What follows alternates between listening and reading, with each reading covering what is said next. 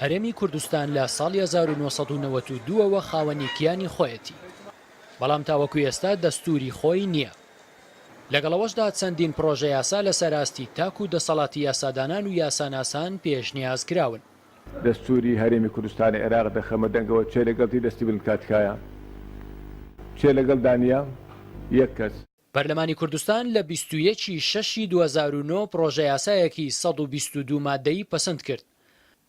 لە ڕێگەی بریکاری خۆراک کۆپیەکی بەسەر هاونیشتیمانیان دابەشکرا بۆ ئەنجامدانی گشتپرسی لەسەری، بەڵام بەهۆی تێبینی گۆڕان و هەندێک لایەنی دیکەوە لەسەر سیستمی سەرۆکایەتی و دەسەڵاتەکانی پرۆژەکە گەڕێنرایەوە پەرلەمان. دواتر لایەنەکان بە ئیسلامیەکانیشەوە لیژنەیەکیان بۆ سەر لە نوێ داڕشتنەوەی پرۆژەکە دیاری کردو، دەست بەکار بوون تاوەکو دۆخی سیاسی هەرێمی کوردستان کارەکانی بەنیوەچڵی هێشتەوە.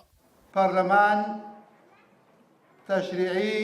تەشریعیە و هەروەها قەزاش کاری دادوەریە و حکوومەتیش کاری جێبەجێکردنە. ئەمانە پێویستی بە دەستور هەیە، واتە دەستورێک لە وڵات هەبێت. دەستور دەستنیشانکردنی خاڵەکانە چ مافی هەبێ و چ واجبی هەبێت. واشە دەستور جێبەجێکردن و دەستنیشانکردنی واجبی هەموو تاکێک و کۆمەڵگای کوردستانە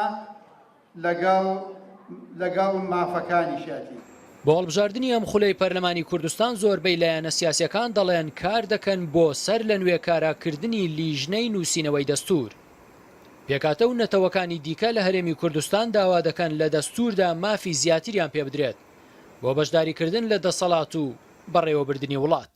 دەستوری هەرێمی کوردستان هەموو ئەو مافانەی کە دراوە دوای ئەوەشکەوە کۆدەنجیەک لە سەمافەکانی تورکمان کرا لە دەستوردا ئاماژەی پێ بکرێت، لە دەستوردا نوێنەرمان هەیە ئەو لیژنەیە ئەکتیڤ بکرێتەوە. جگە لەوەش لە سەرۆکایەتی پەرلەمان لەوان هەموو ئێمە نوێنەرمان هەبێت. لە هەمووش گرنگتر داوای ڤیتۆ دەکەم لە پەرلەمانی کوردستان بۆ ئەوەی تورکمان چکە 5 دەنگ بەرامبەر 106 دەنگ بەڕاستی کەمە.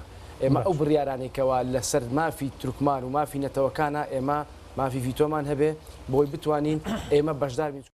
پرۆژە دەستوری هەرێمی کوردستان کە لە 2009 پەسەند کراوە لە پێشەکیەکی و 122 مادە و 8 دەواازە پێکاتووە کە دابەش بوون بەسەر بنەما سەرەکیەکان، مافە سەرەکیەکان، دەسەڵاتەکانی هەرێمی کوردستان، عێراق، داواکاری گشتی و ئەنجومەنی شوورا، کارجێڕیە خۆجێیەکان و ئەنجومەنەکانی شارەوانی، حکمە داراییەکان، کارپێکردنی دەستور و لێکدانەوە و هەموارکردنی.